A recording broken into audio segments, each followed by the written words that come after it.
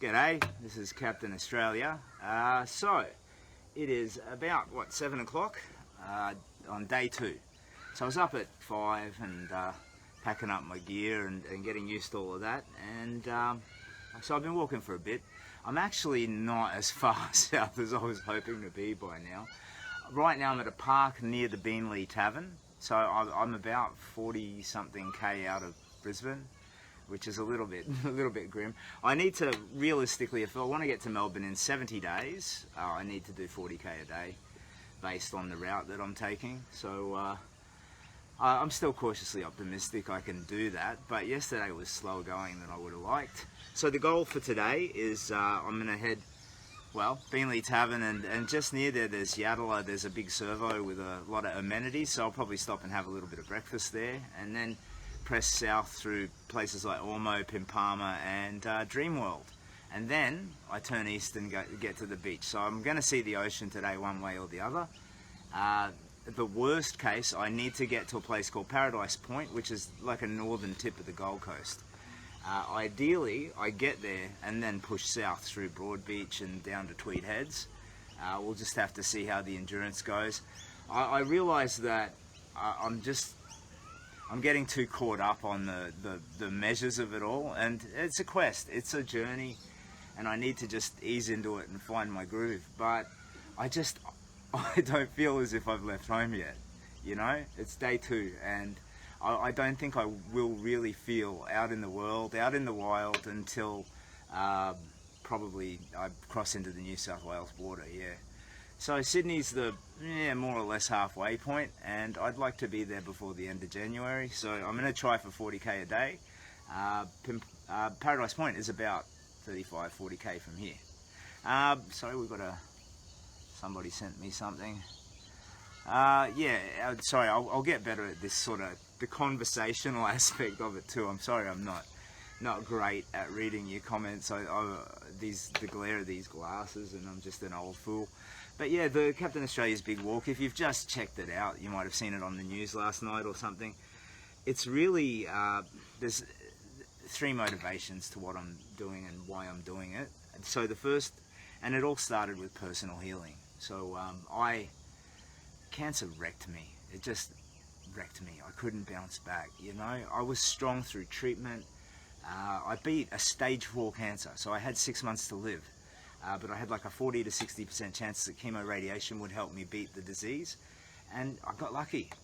But cancer, there's no luck, you know. You don't. It's not win or lose. It's lose, lose, or lose worse, you know. So when you survive it, you have to live with this relentless psychological threat for the rest of your life. You've got chronic side effects, either from the cancer, its placement, or the chemotherapy. And sorry, we've got somebody saying something. I need glasses. Watching your journey with you, mate. Take care, and we'll be with you all the way.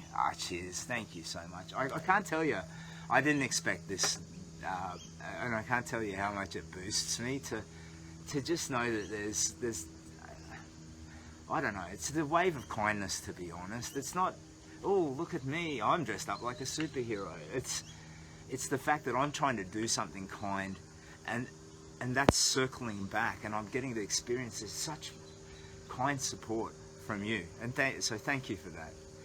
But yeah, I couldn't bounce back from cancer. It was a train wreck, just existential crisis for me. But you've got chronic health conditions, and I realised that you know, I was a ghost. I was just waiting to die, and COVID killed my travel insurance company, so I hope to revive that when I get home. But I felt untethered and just drifting through the world like a ghost, like some kind of a wraith or something. And I needed to stop. I needed to fix it. The biggest kick in the guts was when I realised I was just underperforming as a parent, you know. My youngest son was 3 when I was diagnosed with cancer, and that was a kick in the guts. But you know, he's just at his ninth birthday now, yeah. So that's a delight. But when I realised I'm just underperforming as a parent, that was my, you know, moment of clarity, and I had to do something. And I thought, and I remembered this walk I took as a child. So this is where the Big Walk came from, the inspiration to do it. And it was something that I had done before. So there's if you've read the book or seen the movie It, there's this generational overlap, you know, like when they're kids, they're fighting this killer clown, and then when they grow up, they have to fight him again, yeah? So it's sort of like that. Like when I was 15, I left home. It was just a bad domestic situation, single parent, addict, and it was a situation similar to the post-cancer stuff, of no hope, just no sense of possibility in my future, you know, and so I walked from Brisbane to Sydney. I did get some rides and stuff, so it wasn't like Captain Australia's Big Walk, which is very strict. No vehicles, no help, sleeping rough, yeah? But when I was a child, it was just, it was an adventure, but, you know, I think I got there in like 24 days or something, and I got some help along the way. And it was just, it unlocked something in me. So just being out in the world, the natural world, which we've sort of lost touch with, seeing the ocean, which is a great source of nourishment, and yeah, I don't know, it's hard to articulate, but it was just it was like escaping the hospital room where you feel doomed to die, you know? You have no hope of healing, but then suddenly, spontaneously, you get up and you're able to just walk out the door. So it was like that, and I needed that again. So that's where my big walk now came from. It's copying something I did as a kid, and it's worked. So December, I weighed 140 kilos. The chemo radiation wrecked my thyroid. I lost more than 50 kilos in 6 months. It was full on. And it's really just hope. So I found this little spark of hope. I believed that if I did the work, I could turn it around, and I invested into that. I leaned hard into that, and I did the work. And this is the culmination of that. So I knew that I had to take a big walk, but as soon as I thought about it, and as soon as I started to create hope, I started to heal. And then I realized if I was going to do a big walk, I could do this whole superhero up for science thing. So I could support a charity.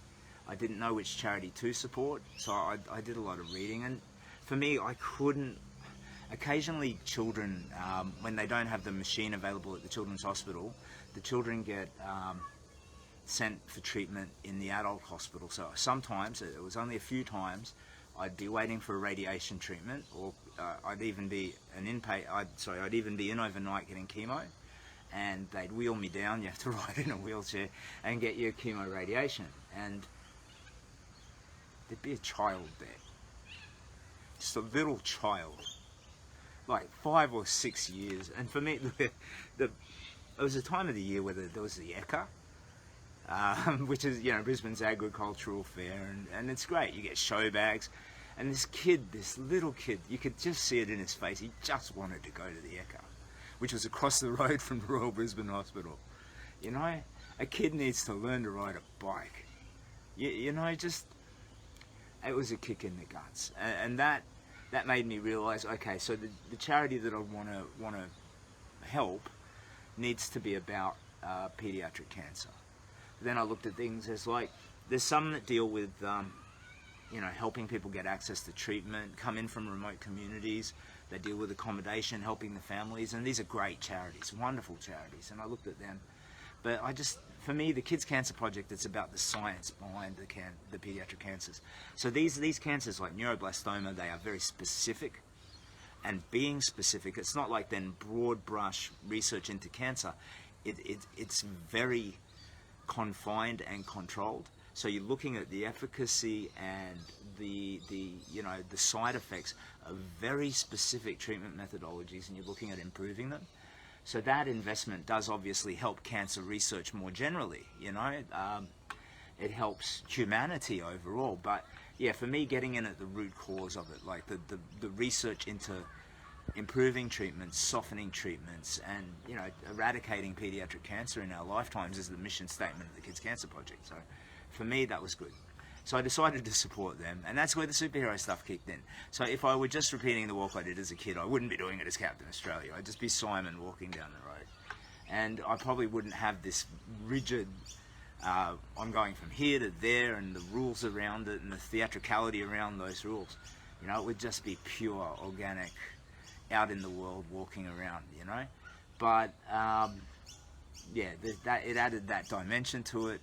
And it is. It's in support of the Kids Cancer Project. And really, at this stage, that's more important than my own healing. So I live under threat that cancer might come back for me. And everybody who deals with cancer has that. I'm putting it behind me. And this big walk is about putting it behind me. I no longer think in those terms of, you know, being frightened of getting sick again. I'm stronger now. But the idea that if the cancer did come back to me, that I'm creating this lovely story that I can leave for my children, and these pieces of myself, like talking now, that I can leave for my children, that's wonderful. And then there's also that idea of, if I raise a bunch of money for the charity, like a significant amount of cash, I don't work for the charity, you know, so it bypasses all of those normal, like a charity normally has like 18% or whatever of your donation goes to their marketing costs, and you know, they do a fundraiser here and they do TV ads there and all of the rest. So World Vision, it's every single charity in the world. They're organizations. It's not a bad thing. They need to employ committed professionals to help run it. But what I'm doing is outside of all of that. So if I raise $250,000, $500,000, $1 million, it goes straight into research. And when I say it's we, you know, it's you. I'm too broke. I have chucked some of my, I mean, obviously in all of the gear and stuff, I've spent my own money on all of that, but I have donated myself as well. But it's just stimulating that from you by this strange, mad quest that I'm on. And if we raised a chunk of money, even if the cancer did come back for me, there'd always be a smile within easy reach for the rest of my life, pretty much. So I can get home, pull the hood off, and just feel happy with that I've done something worthwhile. Yeah.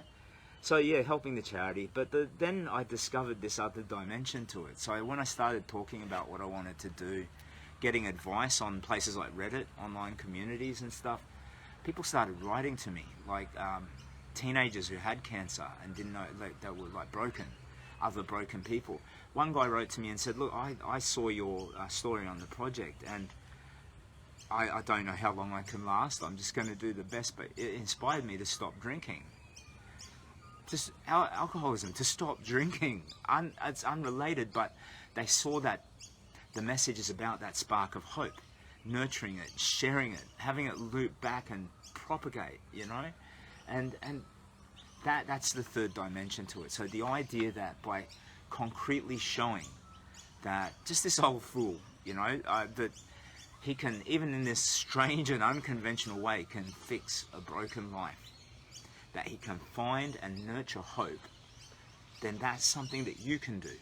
Anything I can do, you can do better. So it is about that, and it's that helping other broken people. That's tucked away in a little corner of my heart as well, as something that even if it's just one person, you know, that, you see, kindness, the Buddhists have always said that kindness or compassion is the antidote to suffering, and I believe that. So I have my own healing, and I achieved a certain level of that by myself, but by being kind and helping a charity and then helping other broken people in a way that allows them to fold that hope into their own life, it amplifies my own healing too. So it's teaching me a connectedness that we have as a society that's quite beautiful. And a year ago I couldn't have seen that. Cancer robbed me of my ability to see that, and it's such a joy now that I do. So yeah, sorry, I didn't intend to give a little speech. I'm near the Beanley Tavern, and I'm going to push. What's this? Have a beautiful day. Yeah, thank you. It's going to be another bit of a hard slog, to be honest. I just want to get to the New South Wales border, and then I will relax. My goal will be 40 kilometres a day, but I can walk a bit, rest, meet people, say good day, and just sort of relax a bit about it. Like 40k a day is still a decent amount of walking, and because my pace is slowed down by my heavy pack, that gets up my bum a little bit, to be honest, because like if you're walking 6k an hour, 60k is 10 hours, right? But if you're walking 4k an hour, yeah, so And every bit of slippage you get in your pace because of a heavy pack, which is stupidly overpacked. But I'm looking forward to wearing the alternate costumes. So I've got these high vis, you know, waterproof. I've got 4 costumes in total to wear, and that's a lot of the weight in the pack that I'm carrying. But yeah, the Paradise Point is, hopefully I'll get there sometime after lunch, maybe mid-afternoon, and then I'll intend to push south through Broadbeach, through the middle of the Gold Coast. I might find myself sleeping rough somewhere in the middle of the Gold Coast. We'll just see how we go. But I'd like to get down around Tweed Heads, and there are a few little bushy bits around there that I could potentially just put the hammock up and have a snooze. You see, one of the things cancer has stolen from me is my ability to sleep. So I can't tell you exactly why that is, but you know, I'm waking up constantly, you know, whatever it is, stress, anxiety, or just some physical problem, I don't know. But I haven't had I used to be able to sleep 12 hours if I was exhausted, you know, and have these epic, wonderful dreams. But now my sleep is not as nourishing as it was. So, yeah, I'm hoping that all of this long, tired walking is going to get me into a routine of just recovering my sleep cycle. Because for me, this is about caterpillar, and at the end, butterfly. I've seen some scary stories from people who've taken similar big walks, and they're saying like, oh yeah, and I've got permanent physical problems as a result. This is meant to be healing for me, so we'll see how it plays out. And thank you so much for I missed a comment, it went by too fast, sorry.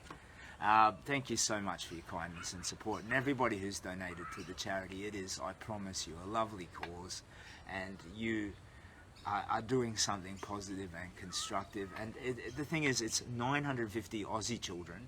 I don't know the global numbers, but 950 Aussie kids are diagnosed every year. 20% of them don't survive treatment. So that means 3 kids every week. 3 Aussie kids are dying of pediatric cancer. And if, let's say we fund 4,000 research hours, and that softens treatments enough that chronic side effects are avoided or lessened for just 1 child, and the success rates for treatment are improved for just 1 child. 2022, we've saved 1 child's life, but also 2023 and 2024. It's all of these unborn children that see the benefits of that research as well. So it's a wonderful cause, and if you have donated, good on you. Yeah, and if you want to, there's a post. It's got that project video at the top of the Facebook page, and it's got all these links in there. And when you donate, if you want to give me a dare, they're called Daily Donor Dares of Doom, and you can basically just I won't do anything mean. I don't want to be cruel to people. I won't do anything. Maybe illegal is okay, but not too seriously illegal. But immoral is a problem. And aside from that, it's in the spirit of fun. If you want to give me a dare, I'm a puppet dangling beneath your strings, you know. And it's all, you know, it's your amusing reward for donating. So please feel free to drop a dare in there, and I will do them in daily streams. I got to find my stride, get into a bit of a routine. I want to comment. Everybody who comments, I want to respond to you, each single person. But I'm a bit behind. I will catch up, and I will get into a routine. So bear with me, and thank you so much for your kind support. I am very deeply grateful. So I'll leave it go, and I'm going to press south. I'm just going to maybe take 20 minutes rest here and have a bit of a drink. Head south, grab some breakfast, and push for the Gold Coast today. So cheers, all the best. I'll do a stream later on, probably about lunchtime, let you know where I'm at. Take care of yourselves, all the best. Cheers.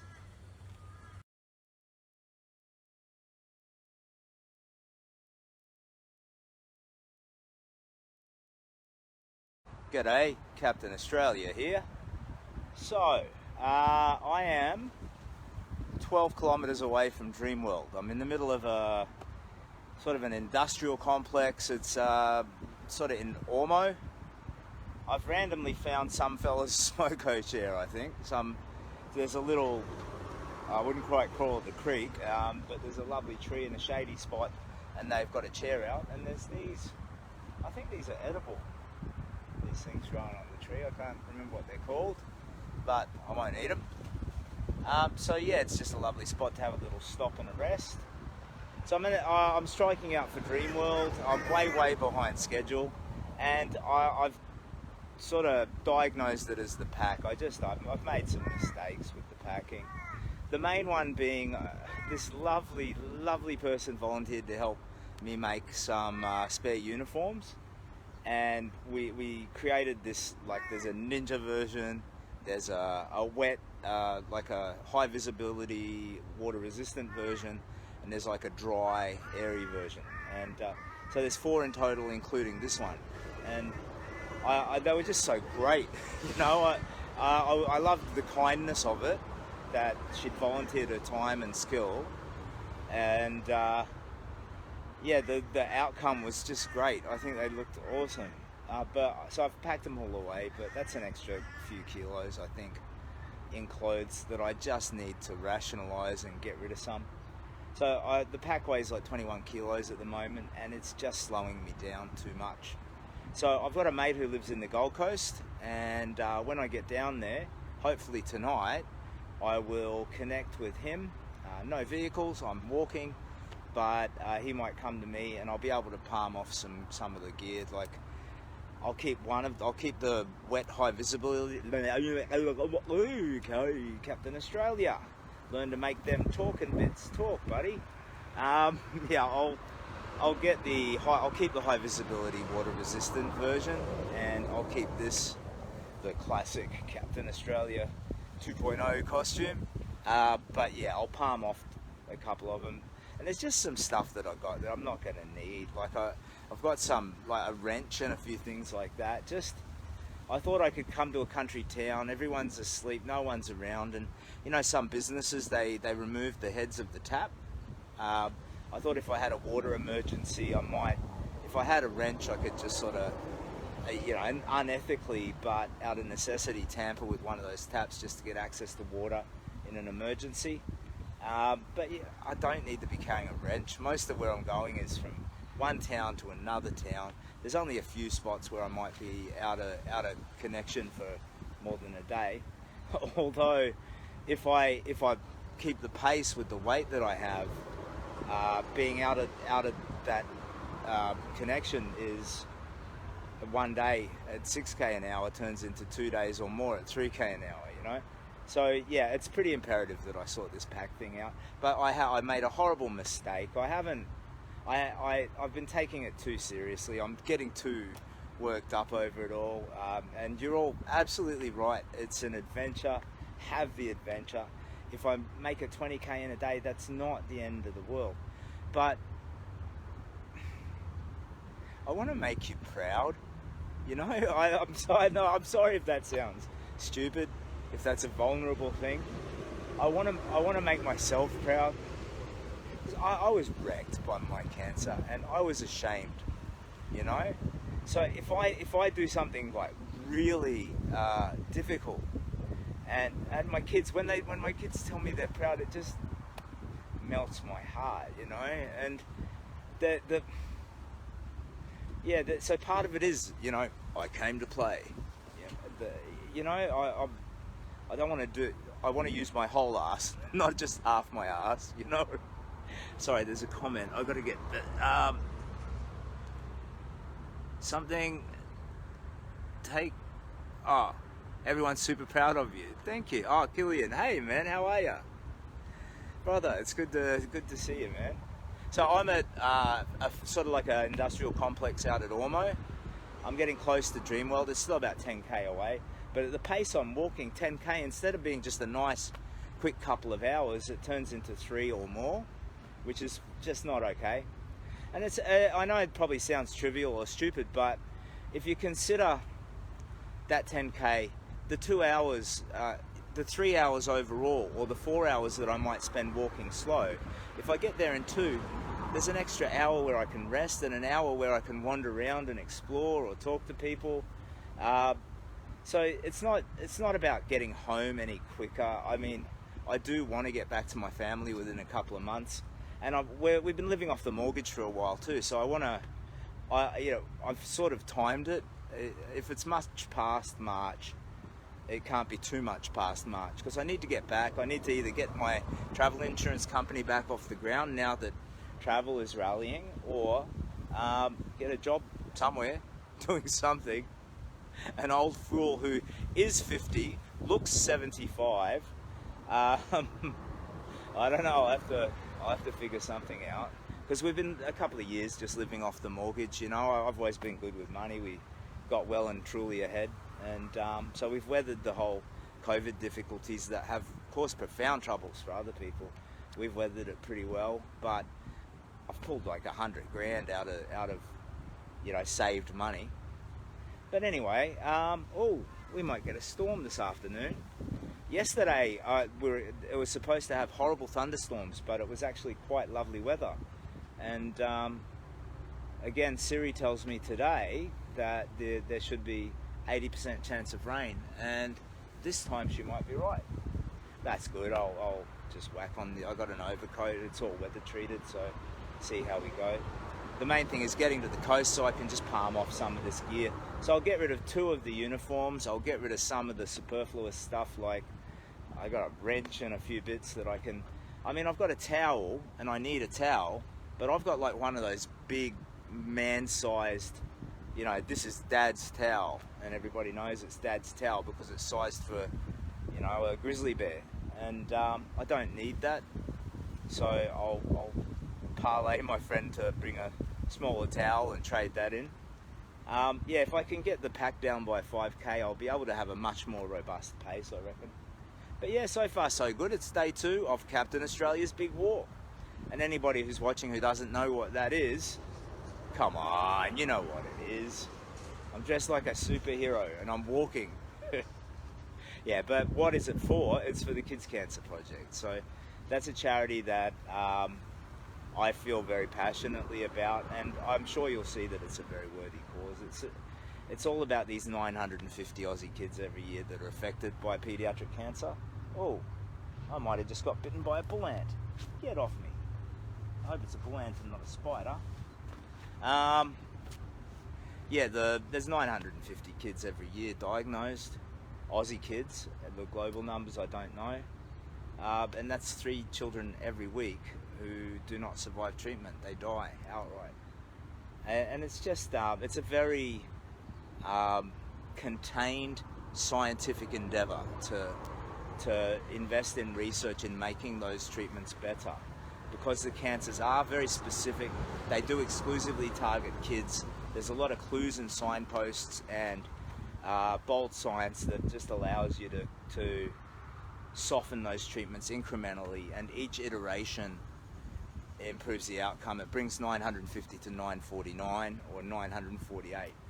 And what that means is it's not just the 2 kids next year that are saved, but that's enough for me, but it's every year subsequently, So there's a saying, I'm here under a tree, and like a society, there's a lot of things where great thinkers in the past have talked about what is a reflection of a good society, and some have said,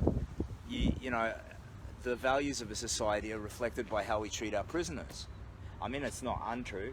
I've always been an eye for an eye, tooth for a tooth kind of guy in that respect, though. If you are capable of a violent crime, get out of here, man. I like to think we can all come back and all be redeemed, and there's hope for all of us. But I've always had that bias, I can't, it's not necessarily a good thing. It's just who I am. I can't change it. But another one was a society is moving towards greatness when old men plant trees in whose shade they will never sit. And it's about investing in the future, So I don't know how many years I've got left.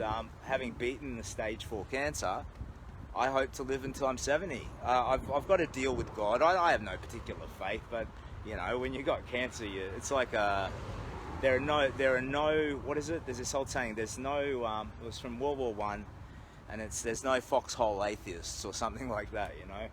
As soon as your life is in mortal peril, you start to think about what, who, where, when, how, why. And so my deal with God, if there is something somewhere, is come on, just let me see my boys into adulthood, don't subject them to the grief of a lost father.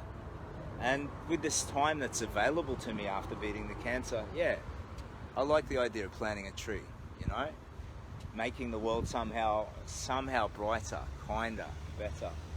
But yeah, anyway, ramble, old man ramble.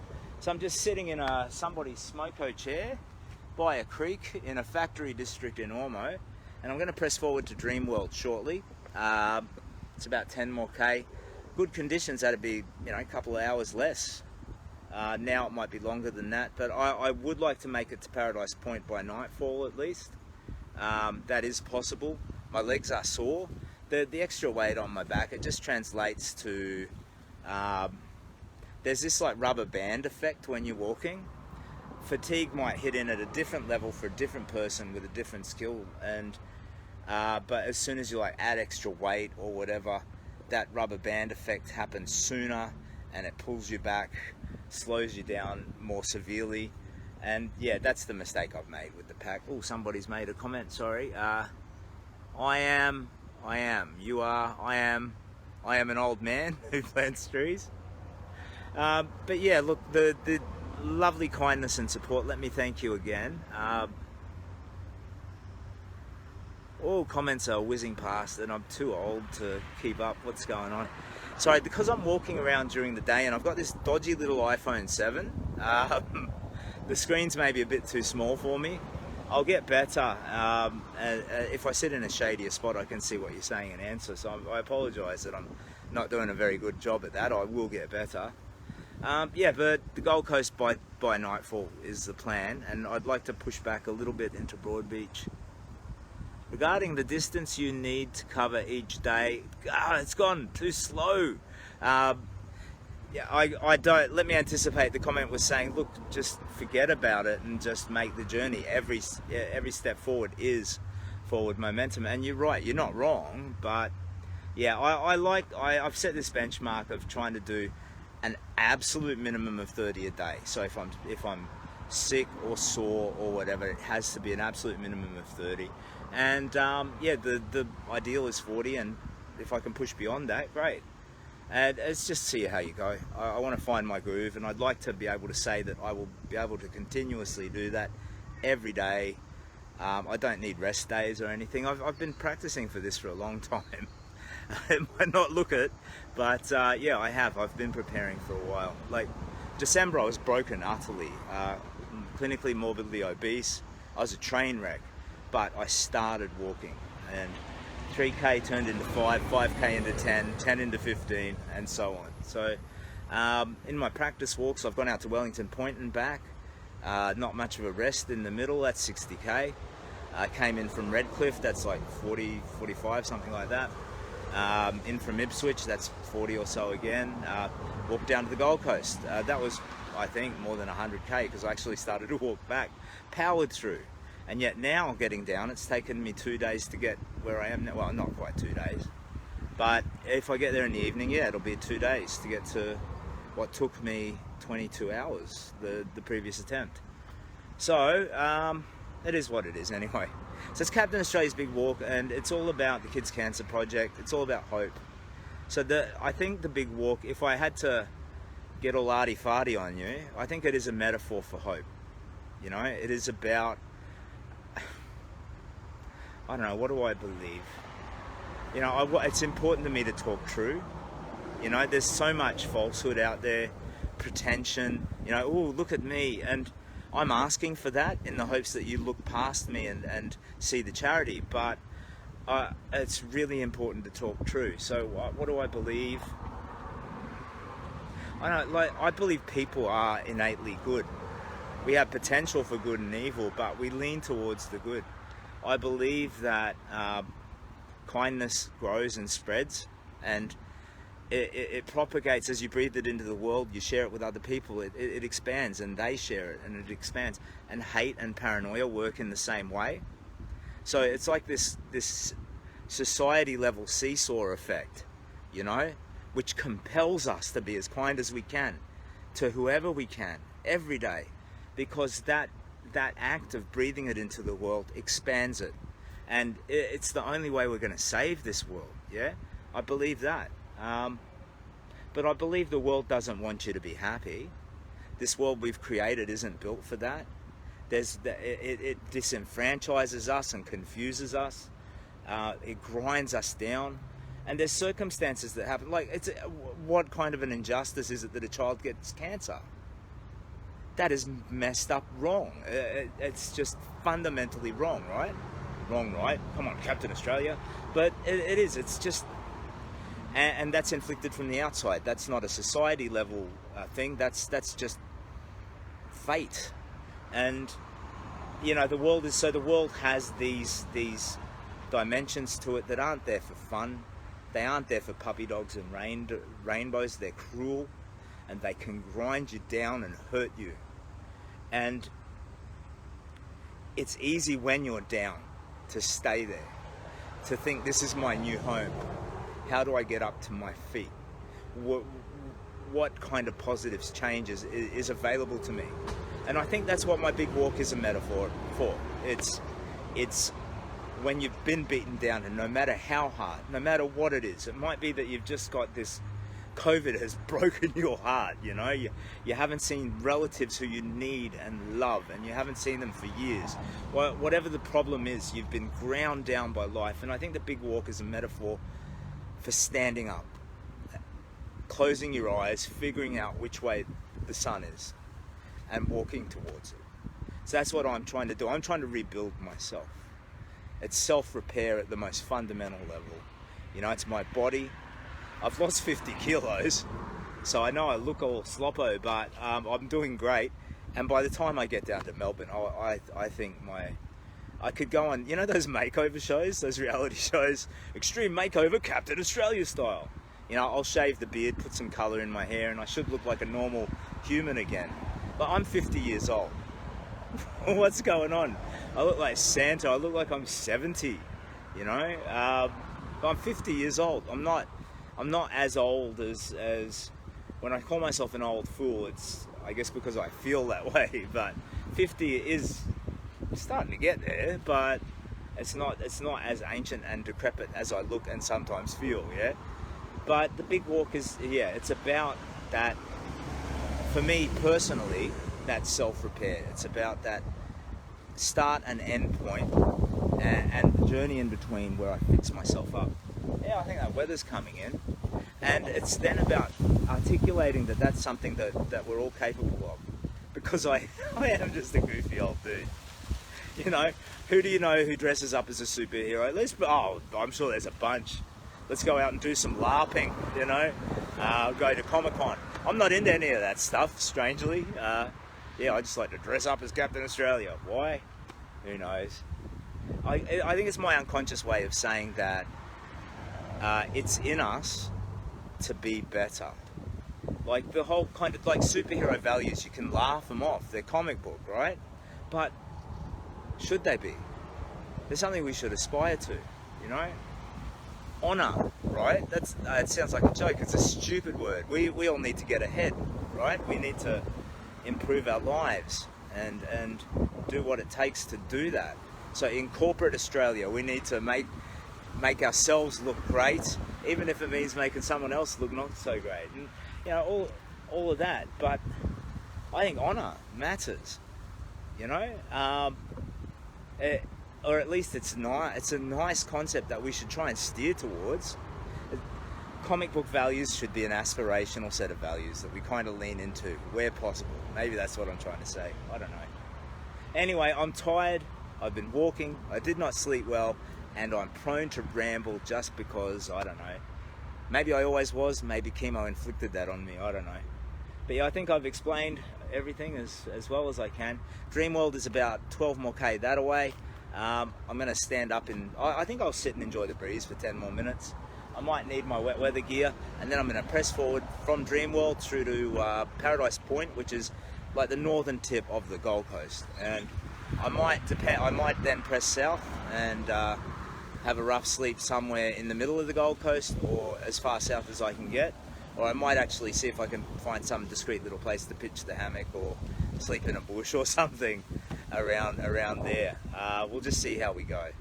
In the meantime, I'll sign off, and I'm just gonna chill out here for 10 minutes and then press forward. So all the best. You've shown me tremendous kindness. I want to again, I can't thank you enough for that. that is something that I think it benefits and improves you. Kindness improves the world, yeah. But I'm just profoundly grateful for it. So when you've directed your kindness at me, thank you. If you've made a comment and I haven't answered it, I'm sorry. My ethic is to answer every damn thing. You know what I mean? And it's upsetting to me that I'm trying, but I'm struggling to keep up with it and catch up with my behind schedule walking. But I'll keep doing my best. And somebody has said something. Someone watching behind you, lol. Is there really? Are you messing with me? No, no. That's there's a factory building there, and it's got a picture of a tradie on the wall. Yeah. So that's a picture of a human, not a staring human. Jeez. And when someone says there's someone behind you and it's like utterly silent, that's like to the babysitter, they're calling from within the house. Oh no! It's like one of those horror movie moments. So a bit creepy. But no, it's a picture of a person on the wall there, some place of business.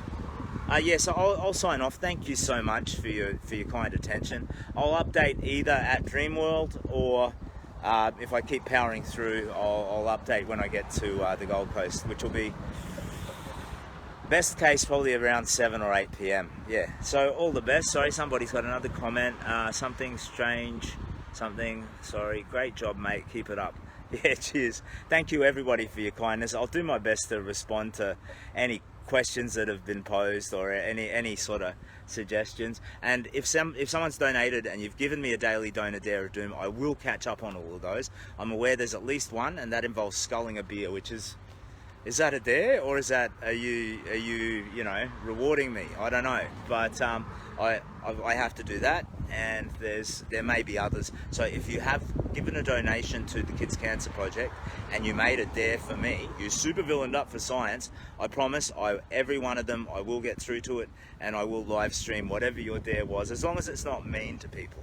I don't mind if you're mean to me, you create situations that are awkward or embarrassing or, funny. That's all fine. So if you dare me to find a teenager and battle rap them, I'll do that. Well, no worries. But, I don't want to be mean or hurtful to people. That's my only real caveat.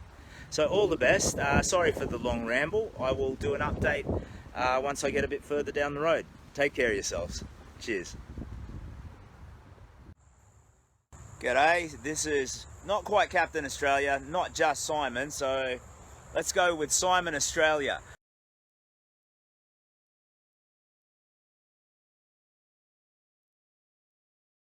I've got my high-vis uniform on and I'm in my hammock, just having a rest. I've got a mate coming to collect some of the surplus gear that I uncleverly stacked in my bag. Now, I just wanted to talk to you about these daily donor dares of doom. So I've gone through and I've caught up on all of the donor messages, and they are overwhelmingly kind. Thank you for that. Mumbles, hey, how you doing? So I've got a number of daily donor dares of doom that I need to acknowledge. But first I'll tell you what they are. So when you make a donation, as long as it's not mean or cruel to other people, you could be mean or cruel to me, I am on the hook to do it. You are super villaining up for science, yeah? So I'm wearing my high-vis uniform, by the way. This is the wet weather one. The daily donor dares of doom. There's a bit of a storied history. The first one I got was Song Your Playlist, which I interpreted as random song from the playlist and I have to sing it. So I walk around South Bank singing. It was Steve Winwood's Higher Love. Then there was Run Fatty Run. A lot of them have involved singing. I had to do a shoey, but I wear boots, so it was Captain Australia's Big Booty. Had to fill that up with water and scull that down. And I've got a bunch of them, so I just wanted to acknowledge it. One of them I can do now, because it just tell us your worst dad joke. Sorry, I don't remember the names of the people who gave to tie to the specific dares, but firstly let me acknowledge the one. So there's a Scholar Lager. Someone wants me to go into a pub and insist on a free beer. So dressed, mask on, I'll interpret that as they want me to demand my rightful free beer as a superhero. So I'll go in and do that. That should be good for a giggle or get me beaten up. I'm not sure which. So, scull a can of lager, go into a pub, ask for a free beer. One family has said to me, and this is, what the hell? They've said, as part of my walk for 1 hour, walk backwards. Backwards for an hour. Not 10 minutes, not 5 minutes, an hour. So I'll do that, I reckon, on the Gold Coast tomorrow when I'm on the... Maybe I'll do it on the beach where if I fall on my bum, it's going to be less harmful. There's someone, and how and why, I don't know, wants me to wear a flamingo on my outfit. No timeline. So all the way to Melbourne, I don't know. You are wonderful. Oh, you're wonderful. Come on. Thank you. That's very, very kind. Sorry, I didn't see the whole comment. They just come up for like a second. Yeah, so wear a flamingo. So we got scull a beer, go into a pub and insist on a free beer, walk backwards for an hour, wear a flamingo somewhere on your outfit, the dad joke, your best or worst dad joke, and there was something else that I'm missing. Singing in the rain. So I don't know exactly what they have in mind, but it said, so make sure to do some singing in the rain, or try your best to do some singing in the rain. I know the old song. It's like, you know, those what 50s and 60s, like Grace Kelly and the singing in the rain. So I think they want me to do it in the actual rain. So at some point when it's a rainy day, I'll have to skip around and do the song. So that's the dares that I'm on the hook for. I will progressively knock them out. The first one that I can do right now is to tell you my worst dad joke. So this one I've used it up with each of my boys, but I enjoy telling it to them because they immediately go to the disgusting place. So it's like, hey fellas, what's brown and sticky? And they're like, oh, Nutella? Poo? And you know, they go on their guessing game, and then obviously it's a stick. So that's my worst dad joke. What's brown and sticky? A stick. And there's a hello tradition. There's hundreds of them, but I'm more of a physical joker. So I like to go up to my kids and nom them on the back of the neck and tickle them and stuff. So yeah, the other donor dares of doom, just acknowledge them. I'm on the hook. When this dude, my friend, comes and collects, I'll be lightening the pack by a good 5 kilos, I reckon. I don't know if you can see it over there against the tree. So on the top is my blue wet weather Captain Australia. It's treated to resist the water. And I got all this high, I don't know if you can see that, there's this high vis stuff on the wet weather uniform. So on the legs and the stripes on the tummy, those are high vis as well. So they glow in the dark. Yeah, well, not quite. Like when a light shines on them, they reflect it like a mirror. So the idea is in the dark and in wet weather, I'm much more visible. Yeah, so I got that gear on, and I've put aside a bunch of things from my pack that might have been useful, but it was just grinding me down with the extra weight. So once he's come and taken that stuff away, I should be able to just power through to the coast, I reckon. So I'm about 10k from Dreamworld. At the pace I had been walking, plodding along today with the weight of that pack, it would have been 4 hours. But at my good pace, it's 2 hours or less. So we'll see. As soon as my mate's done, I'll power through there.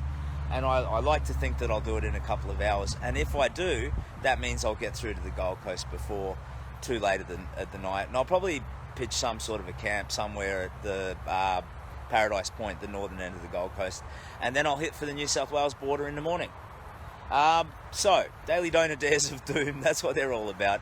If you do find yourself making a donation and you are so inclined to do a dare, it's just in the comment box when you make a donation. And good to see you having a rest. Yeah, oh, thank you. I think my legs, I am robust. I put in a shameful performance so far, I reckon, but I really am pretty tough. I know I'm yet to prove that, but the extra weight has just done it to me, and it creeps up on you. And it was my own foolish mistake, but you know, mistakes are only mistakes if you repeat them. Otherwise, they're lessons, you know. Yeah, we're going to get some more weather. It's been a bit rainy today, so we'll get to see how well this resists the rain.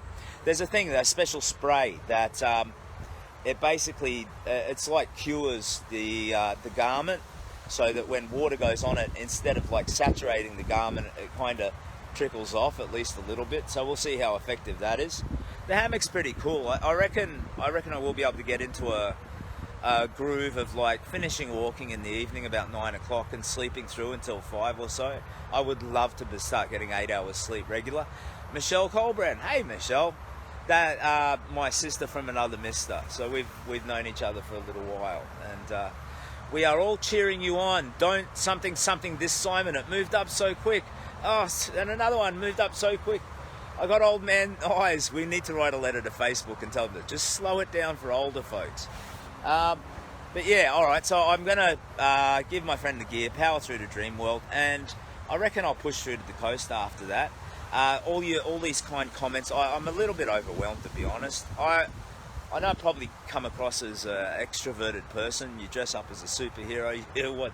If that doesn't say you want attention, mate, what does?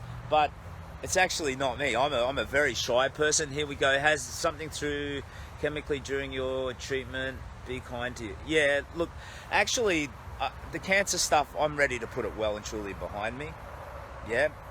When you first come out of treatment, you think about it every day. Now I do think about it every day, but it's only with regard to these kids. You know, it's not so much myself. I had a scare after my jabs, this inflammatory problem. They found a little anomaly on my brain when I went deaf in one ear and I had to have a CT scan. And it revealed a little anomaly, a 3x3 by 3 millimeter scary shape. So I had to have an MRI and look into that, and it was just a false positive. It was a vein that they were looking at, normal anatomy at a bad angle. But you know, I reckon if that had been a brain tumor, well, it'd make me look pretty crazy, I reckon. So it'd put all the superhero stuff in a new light. You know, it's not me steering the ship; it's the brain tumor. But yeah, I reckon I could just take it on the chin. I'm a lot stronger than I was. How's your legs after yesterday's cramps? Yeah, the cramps. So I've had this inflammatory syndrome after my jabs. It's not COVID related. It's any vaccine. It's a pretty uncommon side effect where your body over responds to the vaccine. It works too well, so you overproduce antibodies and you get these inflammation problems that can be pretty serious. Like the valves in your heart can become inflamed. In my part, it was my legs, horrible leg cramps, and they stopped a few weeks ago. But the extra stress, the carrying the pack, and I think the doc said that they can go on for up to 6 weeks, and this is about the 6th week now. So I think there's just a bit of a residue of that. But so far so good today, no cramps, and the good thing about it is the antidote is walking. So if you start to get cramps sitting still, they just keep coming and coming. But whack the boots back on and walk, and you get to sort of power through, and it just heats the legs up, and it really helps. So thank you for asking. I am all good. And once I get this gear passed off, I think I will genuinely be all good. I'm gonna try and show you something. I want to get to the New South Wales border as quick as I can. But yeah, one thing I'm doing not good at, and I'm sorry, and I'm trying to remind myself, I've met some lovely crackerjack people today. So I uploaded a photo of this dude I met. He looks like 3 people that got stapled together. They're all muscly and all the rest, but this guy is a big unit, lovely bloke, sweetest bloke. He had these adorable dogs, and I'm meeting these people that, as part of the big walk, as part of the big walk, it's about a quest for healing. That's for me, but I want to show you just some beautiful country as well. Just get into the groove of seeing this beautiful country of ours after being locked away for so long, and part of that is sharing the characters too. So I've got to constantly remind myself, you know what? Let's just randomly hit Facebook stream when I meet someone, if they're happy to do it, so we can just sort of share the encounter a bit, and either learn something great or have a few giggles. But yeah, the daily donor dares of doom, that's what I meant to talk about. So I've satisfied the dad joke one, I think. The others I will do in streams over the next couple of days. And if you feel so inclined to make one, be creative. Put me in awkward situations. I like to think on my feet. There's too much singing. There's too much singing. So do whatever you want. Whatever you want is good. But the singing, I feel well, that's the whole point. I feel uncomfortable. Don't like it. Somebody's asked. Pick up some items. Yeah, I've got a friend coming. I'm waiting for my friend Graham. He's a lovely man. He's a British guy originally, but he's been living in Australia for donkey's yonks. And he's just a really good friend. He lives nearby to here. And how do I charge my phone? I've got a solar blanket and a solar pack as well that takes a charge and stores it. My boys are coming up with a Dare of Doom for you. We will be donating on the 31st, okay? I look forward to it. Make sure it's big, go hard, you know? No point going if you're not going to go hard. But yeah, sorry, I've got a solar blanket that only generates power. So when you put it in direct sun, if I plug the phone in, it'll charge the phone in a couple of hours. I've got a solar battery that stores, it's right here. I'm plugged into it at the moment. So this thing, it's $100 from one of those dodgy little phone shops, but it holds, for my iPhone 7, it holds, it's at 92% now, and it's gone from 10% up to, it's like close to 100. So, you know, that means that you have 9 or 10 charges, I guess, full charges, just at what's stored here. So I can plug the solar blanket into this and charge it up. So I think I'm pretty power independent, but if I ever start to really run low, I'll go into a restaurant, I'll buy a meal, and I'll ask them if I can just plug into the wall for a bit, and then I'll get this thing charged up, and then I'm good for 8 days. Yeah. So look, sorry, I ramble, especially when I'm a little bit tired. Sorry about that. That's awesome. Thanks for the info. Yeah, I felt that power was the, power, not superpowers, but yeah, just being able to stay in touch was important. And I've been doing practice walks for a few months, and it was just, it's those, I didn't want to overplan. You can't, it's not an adventure if you overplan it. Have you got food packed?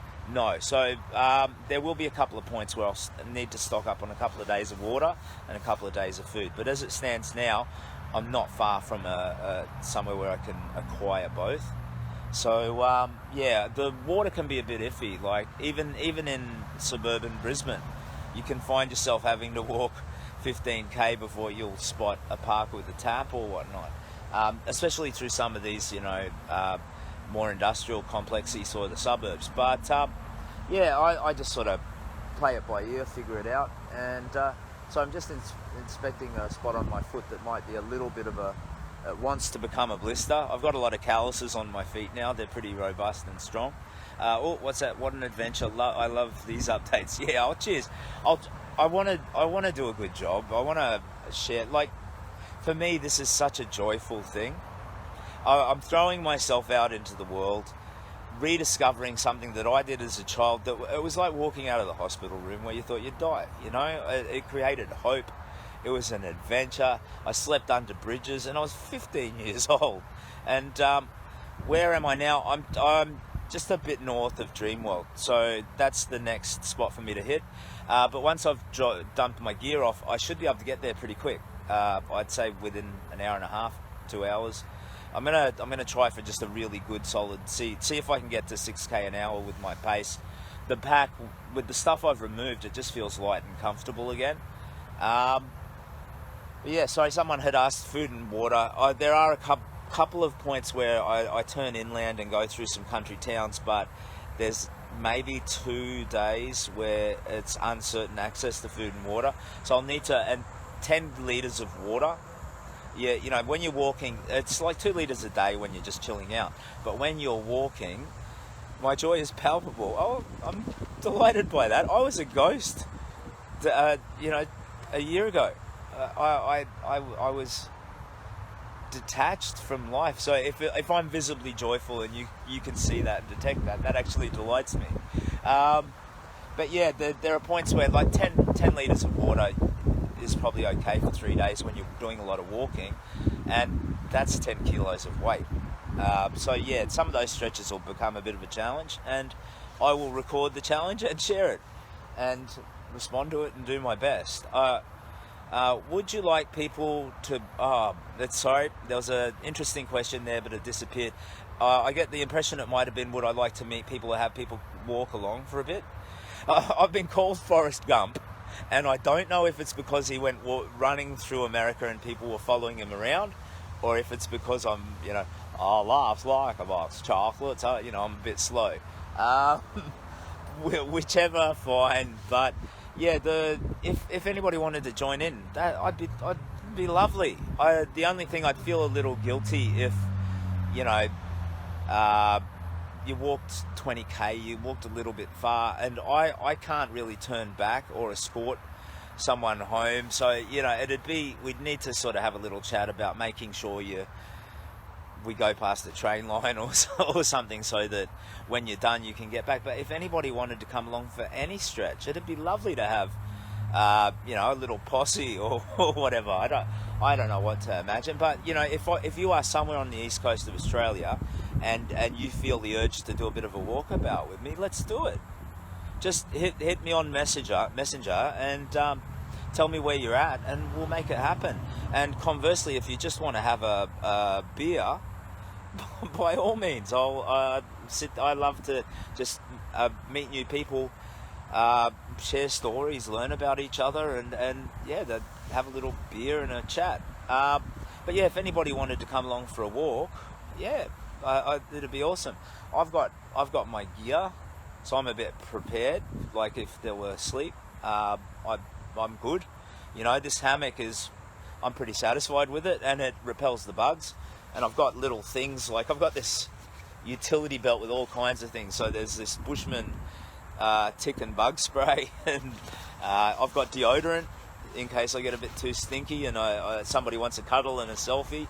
I can just Batman that out of the utility belt and give myself a spray.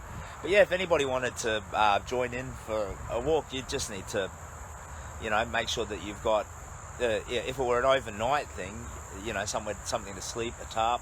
Very keen to give it a shot, despite how unfit I am. I think walking is just one of those things. And when you're unfit, like seriously, in December of last year, it was Christmas Eve, I think. I made a video. I called it Walking Towards Hope. And what my idea was, I knew I was broken, and I knew I was going to try and fix myself.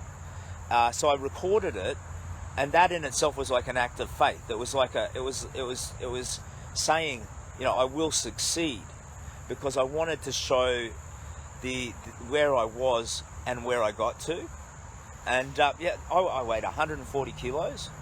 The chemo radiation had wrecked my thyroid. It regulates your metabolism. So the cancer treatments made me really weirdly skinny. And then after those treatments, the weight just piled on. And you combine it with the existential stuff, a bit of depression, and you just pile on the weight. So when I started, I was horribly unfit, and I could walk maybe. When I said, all right, that's it, I've got to fix it, and I decided to just start walking, the first night I did 3 kilometers, and that was my best effort. And at the end, I was in tremendous pain. So my knees, my calves, my feet. And, I did not so long ago, Brisbane to the Gold Coast in one spurt. So what I'm doing now over 2 days with my badly chosen pack, it was one continuous walk, like 22 hours or something. And close to 100 kilometers, and the contrast is stunning. 3 kilometers, horrible pain, need a bath. But the second day I did 5, and the third day I did 5, and I wanted a bath and a teddy bear and a rest. But I knew I had to do something, like evolutionary. I had to go beyond the comfort level so that when I slipped back into a new normal, it was genuine progress. So I did the 5, and it's almost as if, look, because I was just Simon, this fat old cancer survivor, but it is almost as if Captain Australia came out and said, no mate, because I did. I said to myself, do more, turn around, and I did 5k. I wanted to rest, I felt horrible, and I spun around and did it again. and then 10K became the new normal. And if you're unfit, I couldn't tell you. Like walking and with a pack, rucking, it is tremendous for your health, like really. And I have lost, over a period of 6 months, I lost more than 50 kilos doing that stuff. And then I deliberately sort of stopped. I wanted to start this walk with a bit of surplus, metabolic storage, so that in the first couple of weeks I could not have to stress out too much if I missed a meal or whatever while I found my stride and concentrated on the walking. But yeah, anyway, so ramble, old man story. And I intended to just talk about the Daily Donor Dares of Doom. If anybody has any more questions, I need glasses. I have these little dodgy $10 Chemist Warehouse glasses that just magnify by like a factor of 2 or something, and that's enough for me, but I forgot to bring them. So when these comments go whizzing past, that's part of the problem as well. But yeah, if you have any questions and whatever, I'm getting up to speed with the whole, I've gone through all of the Daily Donor Dares of Doom and all the lovely comments made by people who've donated. It's humbling. I don't know what to say. I don't feel that I have earned any of it at all.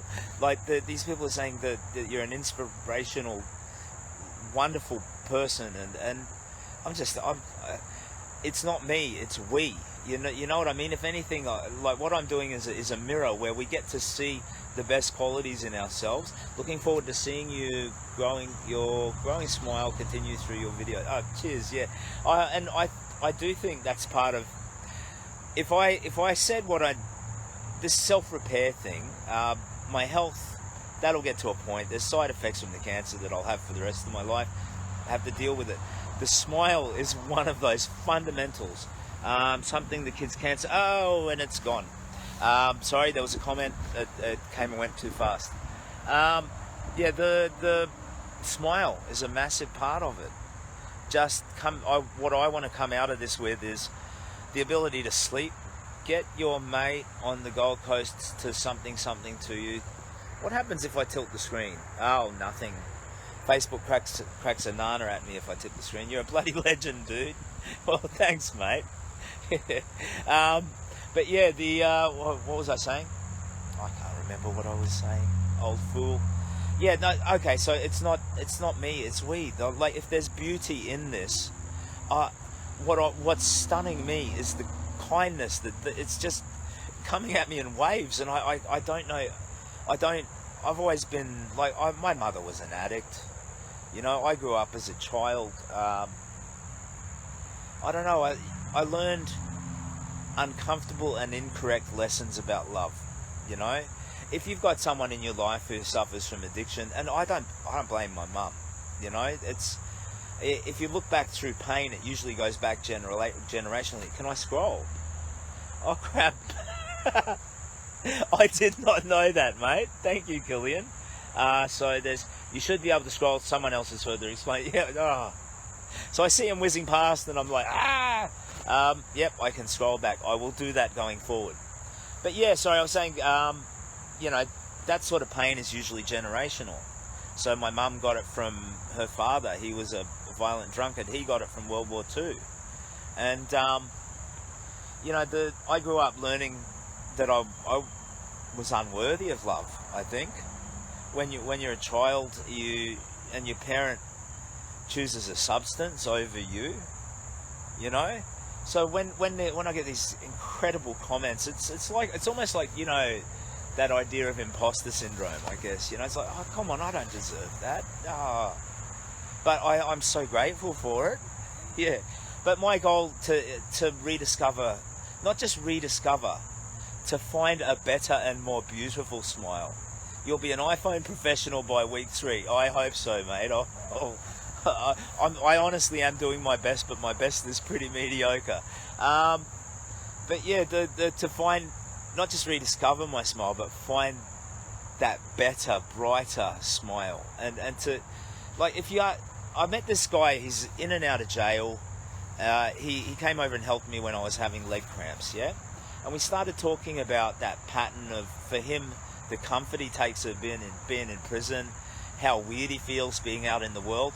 An ambulance came past and he was like a frightened cat. He was, because he thought it was the police coming for him. So he was a big unit, a scary, like 9 out of 10 people would be scared of this guy if you're hanging out with him, and he had volatility, he had some mental health issues and all the rest. But he was a very sweet man, I reckon. And we talked about what you want from life. He talked about God and how he wants to find faith and understand what life is for and all of the rest. And he asked me, what do you want from life? And I didn't know, you know. And I think it's to, well, it's almost like, it's just going to sound stupid, but you have to try and talk true, you know. It's like I want to be beautiful, you know, not like big lip, gorgeous. Like I want to. I think the world is darkening. I feel that the world is darkening. There's hatred out there in the world, but I think we each of us have the ability to counteract that by being kind and decent and beautiful, you know, by being unashamedly you, and making that you just the loveliest, the sweetest, the most, you know, like when a toddler comes up and does something kind to you, like they share their apple or whatever, and it's disgusting, and they've taken 3 bites, but you're so profoundly moved by it, you know. That's something that I want in my day-to-day life as an adult, as weirdly immature as that might sound. Anyway, Jesus, I started talking about daily donut dares of doom and then a long ramble, and I can scroll back and see this message. So, life is so short, I'm sure. Whoops, scroll back. It's not about getting to the top, it's, scroll. Wow, you really can go all the way back. It sure has darkened plenty over the last 10 years alone. We're only going to get out of it what we see more, what we put in. Yeah, I agree with you. I think that, like, I actually, okay, you got these guys on the Big Bang Theory, yeah? What's their job? To understand the universe. How do they do it? Science. But there's a point where science and philosophy and faith and human ethics, they all intersect, yeah? And look at you go, techno super, yeah, that's the shiny bits on the high-vis costume. I'll get some photos later when, like, or video when cars coming up, because it should be, look, full-on reflective. Starting to sprinkle a bit. But yeah, if we want to understand the universe, I reckon there are, like, good and evil in our lives. Like, there are things that gotta run, bro. Thinking of, yeah. Cheers, Haley. All the best. I'm just having an old man ramble. But you know, there's measurably good and measurably evil forces in our lives. You know, and I don't mean to be like some quasi tutti frutti, like, but I do think you could get your computer out and you could try and objectively measure them, and can be reviewed when you're writing your book. Oh yeah, I don't know about that, mate. The idea that the kindness that we breathe into the world propagates and grows, I love that. I absolutely love it. Wouldn't that be a great read? Yeah, I don't know. My life, well, I'm trying to figure out if it would be a comedy, a dramedy, a tragedy, or a dramedy. What would it be? There's just, yeah, I think I've actually had a pretty storied life. Yeah, but no, I don't know. When I finish this walk, I have no idea what I'm going to do. What next? No idea. I just, for me, this was an end point of suffering, and a starting point of just that new me. And it's all just based on the idea that it is possible, not certain, but possible, that the best of my days are somewhere ahead of me. The best of my days are somewhere in the rest of my days. And that's just hope. They may not be. It may be when my youngest son was born, or when I got married. Or it could be that there's some experience in front of me that's going to be so profound and joyful, you know? And a new life chapter. And I need to figure out, I think in this walk, there's a spiritual dimension to it. I need to figure out, it's not so much who I am, because that's only part of it. And you can spend your life trying to figure out who you are. But you get to create yourself, you know? And Captain Australia is a construct, you know, it's a superhero, it's an idea, yeah? No need to worry now. Next step will become clear on the way. Yeah, you know, the tangible, practical aspect of it. But, yeah, part of the walk is to figure out, you know, who I want to be, I think. And, yeah, when I come out, I want to live that and be that. Yeah, we are ever evolving. I haven't been. I think a lot of my life has been, I've played the chameleon a little bit, you know. I haven't known what's important.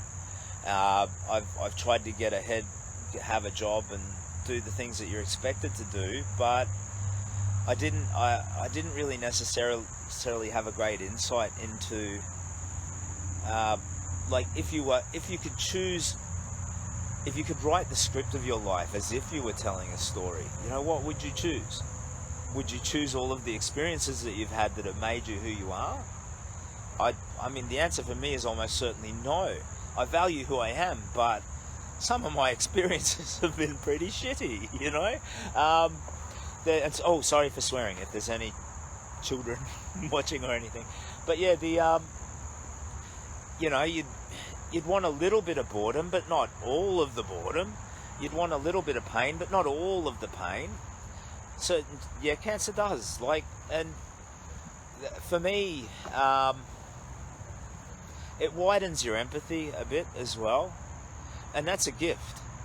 Because if kindness is the antidote to suffering, the more that you are capable of empathy, the more that you are capable of kindness, the more then you are capable of self-healing.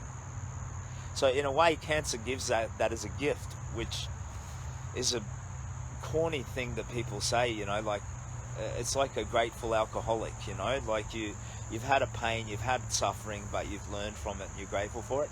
Unfortunately, it takes those shitty times in our lives to teach the best lessons. Yeah, you're not wrong, I guess. You're not wrong. But, you know, if you were to recreate your life from scratch, what would it look like? You know? I don't know. A comedy? Would it be 10% porno movie? I don't, you know, the thing about the life that you've lived is, for me, it's kind of lived me, you know. You have this series of days, and you have these forks in the road where you decide what's the right thing to do, what will make me happy, what will serve the people that I care about. So I'll go here and I'll put myself through school, I'll get a degree, so do I want to work in that? Not really, actually. It's kind of okay, so I'll go over here. And you navigate these forks in the road, but that's your life living you. I am arriving at Creeps. Oh, sorry, my mate's almost here. I should probably film these encounters, shouldn't I? Do you want to meet my mate, Graham? Yeah, I don't know. He's a lovely bloke, but he might want his privacy. You know, he's driving in the middle of the bush to help the old fella dressed as a superhero. I don't know if he wants that on his resume. I might call it there.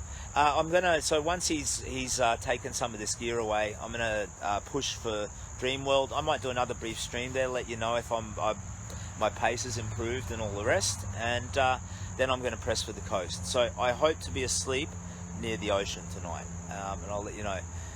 Gotta run. Lots of love, brother. Yeah, Killian, you're a delight, mate, and I'm so grateful for your words of wisdom. Thank you. And all the best. And yeah, I'll call it there. Thank you so much, everybody who's watching. I'm so grateful for your kindness and your interest. Have a lovely day, and I'll send you some pictures of this lovely neon stuff later. Take care of yourselves.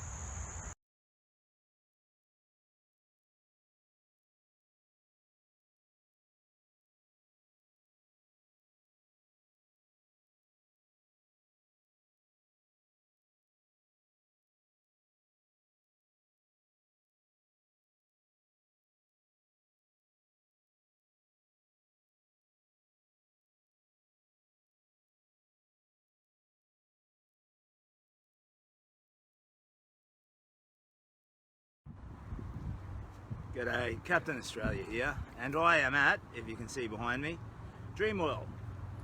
So the map tells me I've come about, since yesterday, 64 kilometres, which for me is an underwhelming result, but I've solved my pack issue. So when my friend came and collected the extra gear, I left, continued here. It was 4:30 roundabout, and it's a bit after 7:30 now, so it's a 12-kilometre walk, and I did it in 3 hours, so that's not great time, but it's 4 kilometres an hour, which is a lot faster than what I was going with the heavy pack and the accumulated fatigue that I had. So I think that problem is solved, and tomorrow is a bright new day, so I'll be able to push forward with a bit more vigour. So yeah, the pack is lighter now, and I'm able to sustain a much better pace. And we have, comment. Yay, you've walked so far already, well done. Oh, thank you, that's kind of you. It's actually weird walking around here at night. It's a bit like the zombie apocalypse or something, you know, like, or, I don't know, an alien civilization, you know. What's that structure for, Dad? But yeah, I might push forward just a bit further, but I think I'll invest in a good solid rest. So carrying the extra pack, the weight in the pack around for the last couple of days, it has taken its toll. It's inflicted a bit of fatigue on me, and well done, mate. Thank you, that's kind of you. Yeah, the plan A had me here though last night. Not this time last night, like late last night, but well, the best laid plans of mice and men gang aft astray, as the old saying goes. Mice and men, a bit sort of excluding the various other ladies and anything in between. Yeah, so here I am, Dreamworld. As you can tell, I'm probably a bit tired. The problem with having your pace slow down to 3 or even 2 kilometers an hour is to walk just 20k, which is a pretty humble walk. You know, it can be an exercise of 10 hours, and with the heavy pack, you keep accumulating fatigue. You know, your risk of blisters and all that other silly stuff. So I made a terrible mistake with having my pack too heavy, but it's solved. So it's much more comfortable now, and I'm just going to head in towards the Gold Coast a bit. I won't go all the way to Paradise Point, but I'll find a nice, dark, discreet place to set up, and I'll aim to, I think, just walk another 2 hours and pitch a rough camp, whatever the right word is for it. It's not exactly a camp, but get my hammock up whenever I find a couple of viable trees and they're a bit out of the way where no one can sort of see me. And yeah, I'll try and get a good, it would be wonderful to get a good 8 hours sleep and, you know, heal them legs up. But yeah, I'm sorry I'm a little bit flogged, so a bit low energy. What do we got here? Rest up tonight so you're ready for tomorrow. Yeah, that's the strategy, I reckon. I think I've done a number on my legs, so even though with the lighter pack now I'm capable of a better pace, it's still compromised. Proud of you, you mad bugger. Yeah, well, you know, I'd like to say hey, but you're not wrong, are you? So I'm walking past Wet and Wild now. If you can see the water slide there, and you know, that would be fun. I don't know. As an adult, I loved taking my kids there, but it's not the same. It's like a vicarious thrill as opposed to the magic of when you're a child. Sorry, it's gotten completely dark. So yeah, I'm gonna push Paradise Point from here. It's only I think 18 kilometers, the route that you would take on foot. So, you know, I could knuckle down and push for that and pitch camp there at midnight, but I just don't think that's smart. I think the rest will serve me well for tomorrow, and then we can power through the GC tomorrow, head for the New South Wales border, and I should be good as gold. A little bit of a healing rest. It's gone completely dark, so I apologise for that. I might, sorry, I'm completely flogged. So I'm just gonna, moan and groan. Sook, have a little sook, Captain Australia. Rest well, Captain. Yeah, thank you.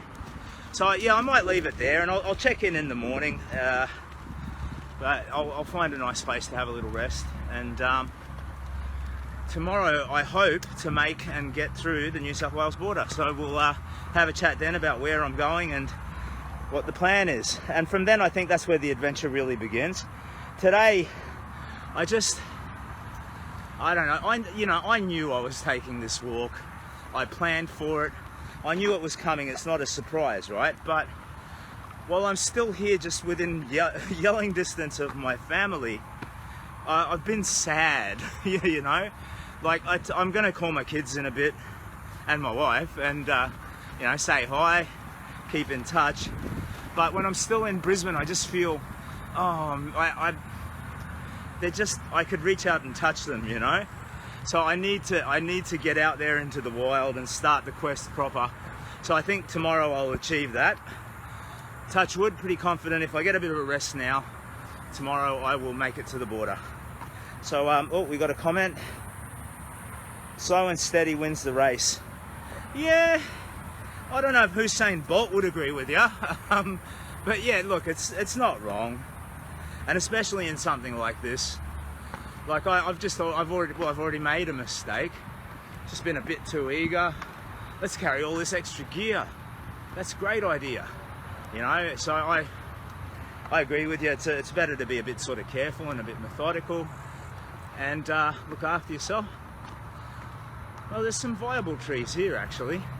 That would be weird, sleeping directly outside a dream world. Freeway noise would be too annoying.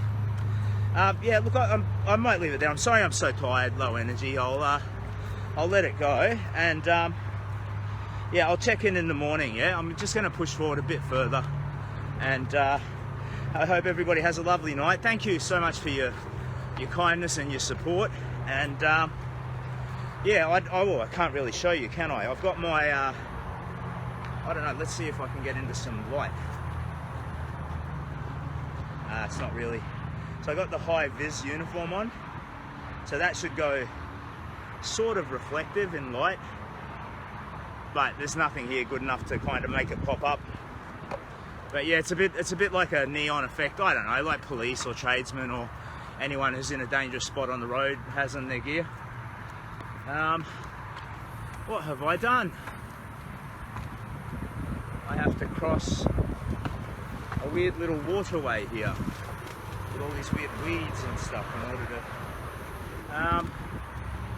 I think I'll let it go there, and I'll figure out what I'm doing. So yeah, thanks so much, have a good night, and I will pitch camp no later than 9 o'clock. I'll get a really good sleep.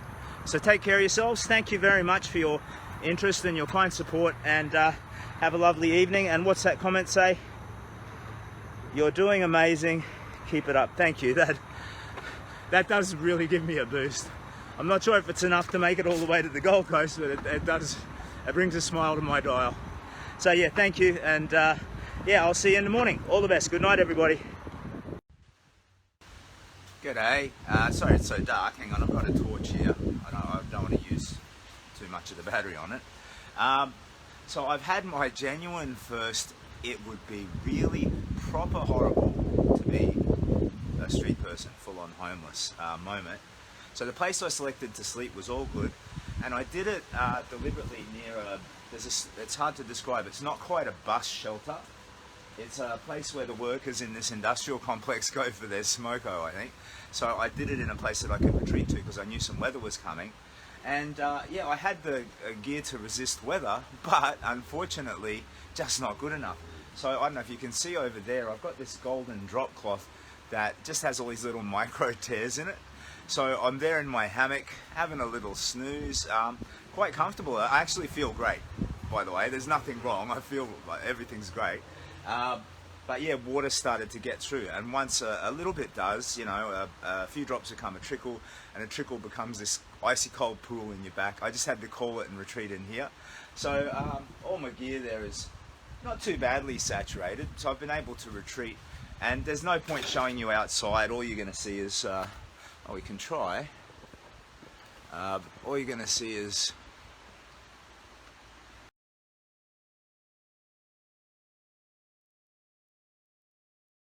very wet night out there. Yeah. So, what are you doing, Simon?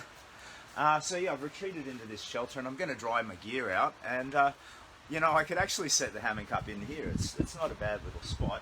It's just very public, and anybody who comes along can clearly, easily see me. Hope everything goes well. Yeah, it is all good. I need to just pick up a better, like a proper sturdy tarp. This thing has just gotten a bunch of little tears in it as I've like brushed across trees, or you know, for whatever's caused it. To be honest, it's just this is how stupid I am. Really, it's I chose it for its colour. Yeah, so it matches the costume. That's how I prioritise my choices, mate. Yeah, and it basically it's a birthday party tablecloth. So, you know, just another mistake and a bit of on-the-job learning. So, you know, I'm a little bit wet, but not too badly soaked. So I'm going to strip down, towel off, and change into the dry uniform, and dry out the hammock and just continue with my night's sleep. But I thought, since it was a moment of profound stupidity, and, you know, you don't learn from your mistakes unless you recognise them and share them and take responsibility for them, and B, it's just an interesting little event, so I thought I'd share it with you. You shouldn't be awake. What are you doing? It's like, oh, I guess you might be. Well, you shouldn't be watching this, you know, you should be, I don't know, there's a new season of The Witcher on Netflix. You should be watching that. What's going on? But yeah, I'm sadly quite wakeful. A bit of cold water up your back is really the best thing for waking you up in the middle of the night. But I reckon I'll just dry things off, set up, and go back to sleep and see if I can get another 6 hours. And luckily, this industrial complex that I'm set up behind, there's a Bunnings in there, so I'm sure I can get a nice tarp. We have a comment. What was that comment? It's a really good idea. Get dry quickly. Yeah. I mean, I was just not set up well, but now I've got layers. I'm already dry underneath, and I've got this. It's basically just a military overcoat, really. And it resists the water pretty well. So yeah, I'm getting more comfortable. Dry everything off, set up, and I'll go back to sleep.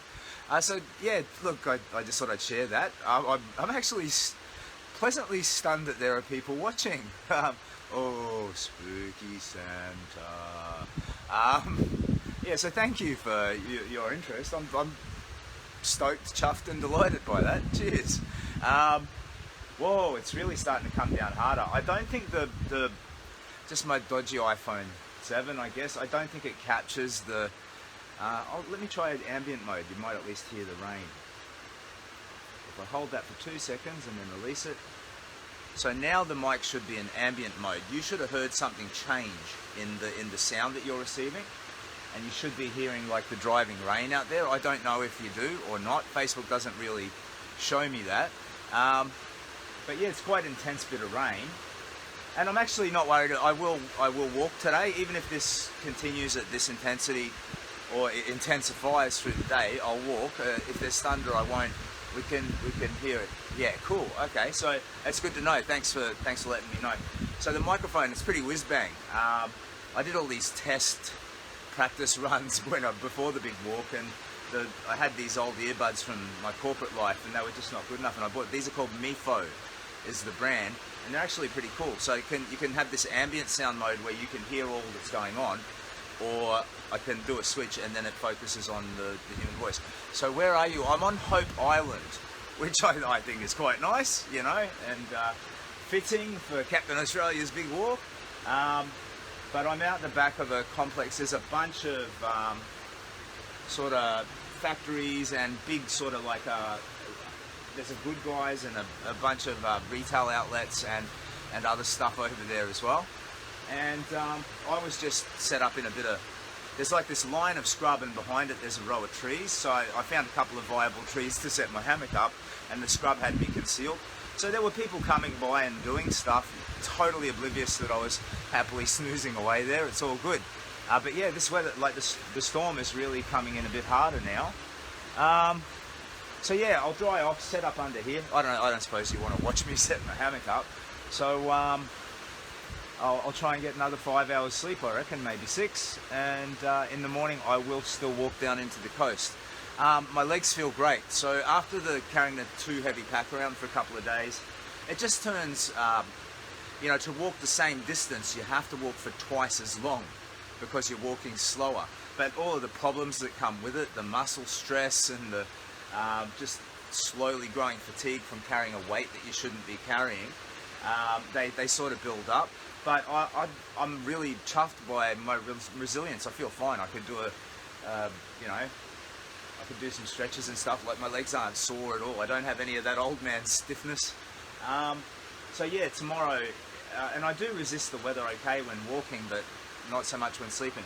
So I just need to pick up a better drop cover, a tarp, nothing too heavy, but proper waterproof gear, and this won't happen again. But yeah, I don't know. Do you have any questions for me? I really don't suppose you want to see me set up the hammock. Actually, I don't know if this is even really viable. I don't want to damage this is just like a wooden lattice. Oh, there's a sturdy pole here. Yeah, that'll do. So the hammock is quite tremendously long. It's really pretty nifty. This is a solar. So this torch that I'm using is so it's got a compass on the back, pretty nifty. But it's got solar panels on the front that you can't really see. It takes 48 hours to go from nil to a full charge in direct radiant sunlight. So it's not fully charged up, and it works as a torch with a few different modes. If you need it. So that's pretty nifty. So this is one of my power solutions. I have 3 at the moment. So this slowly collects sunlight. It can charge your phone 2, maybe 3 times, but it takes 2 full days to charge up. I've got a solar blanket that just directly converts sunlight into power, and I've got this stores power, and I've got also a big proper battery pack that stores about 10 phone chargers in there. Yeah. So power. I may not have been too smart with the happy birthday drop cloth, but the power thing at least is proving to be pretty good so far. And yeah, the hammock, which, let's turn this bad boy back on, pop him up there. So this is what it looks like. I'll give you a look. So if you're ever doing camping, or sleeping rough, which would be a horribly sad thing, ask for help. People can and generally are quite wonderful. So before you just take it on yourself, ask for help in all things, I reckon. But yeah, so you got these, I think you say carabinas or whatever, these like climbers use them, and it's really nifty and easy to set up. So it's got this long length that you can loop around anything, and I just don't want to do any damage. I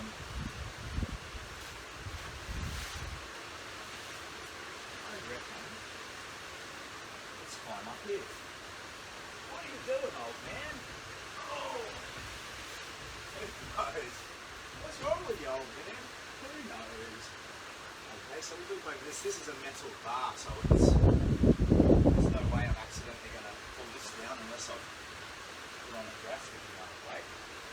You're losing your balance, old man. Little bit. Okay. Oh! So that is sturdy as all buggery. And you wouldn't think it'd stretch the entire length of this structure. It's quite a big structure, but it's quite a big bloody hammock.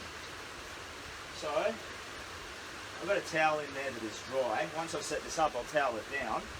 Then I'll towel myself down. I'll do one of these Deadpool in a phone booth kind of strip down, dry myself and put on the other suit things. I would. Nobody wants to see that. So I'll kill this stream before then. But in the meantime, nice chatting with you. I'll keep chatting all the way through this. So the gear itself isn't compromised. It's not bad gear at all. The hammock's great. It resists insects, so it's got a built-in insect net, which is great. It's just my multiple choice of drop cloth. So now I will put this up over here. So it's got this durable, pretty strong rope, and you probably can't see it very well. There's like a fabric cover that protects that from fraying. Yeah, good night. You go get some sleep. What are you watching this for? Yeah, good night. Bless you. Have a lovely sleep. I'll be joining you pretty soon. Get a bit of that eyelid theatre going. I used to, when I could sleep consistently, have lovely dreams, like really quite vivid dreams. Sometimes lucid dreams, which are the kind of dreams that you can steer. And I don't think even the people who make it their career and profession to study it, I don't think anybody really knows, you know, what dreaming is about. I mean, the human mind's a mystery. Like, we understand so much, but consciousness and sentience and all of that, you know, what is it and what is it for? And, you know, does like a dog have the same level of sentience? Like, obviously not intelligence, but that, you know, I exist, I have feelings, you know, inflict myself on the world and all of that sort of stuff. The way that I'll move this over here, I'll keep my flag up so anyone who sees it will know that the bullhead's sleeping in the smoko shack. That's a shortcut to understanding that flag, you know. In situations where someone might think I'm otherwise just an old man who has no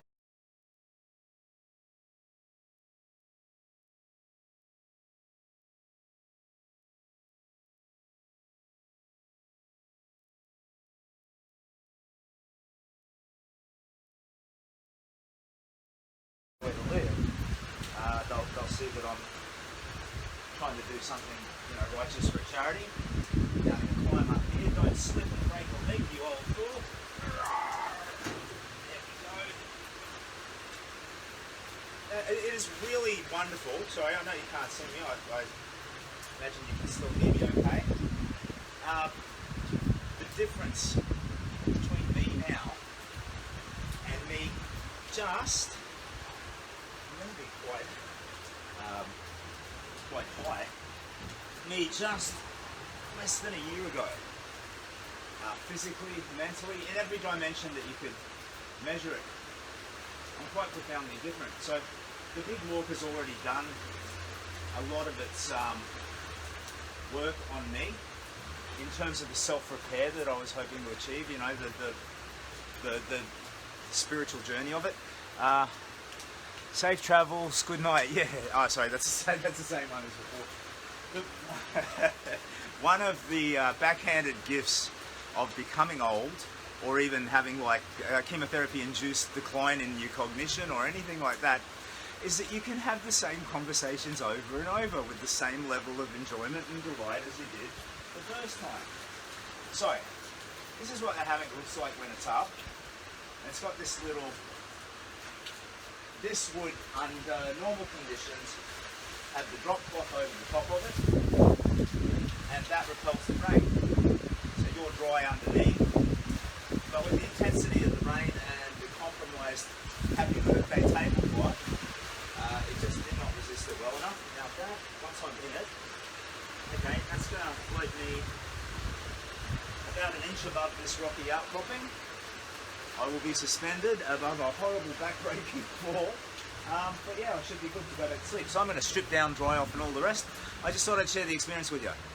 So all the best, and let's save you in case of an emergency too, fella. So, Spooky Captain Australia says, well, I'm not Captain Australia right now, I'm sort of, I've got the shirt on, just Simon. Hey, I wonder if the Sydney, sorry, what's it say? Watching and supporting from Sydney. Hope to catch you when you get here to show some love. Get a good rest. Yeah, cheers. I'm absolutely stoked. Anybody who wants to meet, like in all seriousness, like, I'm sorry, I don't mean to over-explain, but it shits me to tears that there's this absent authenticity in a lot of our dealings, and especially with people who do this kind of stuff that I'm doing. Oh, look at me.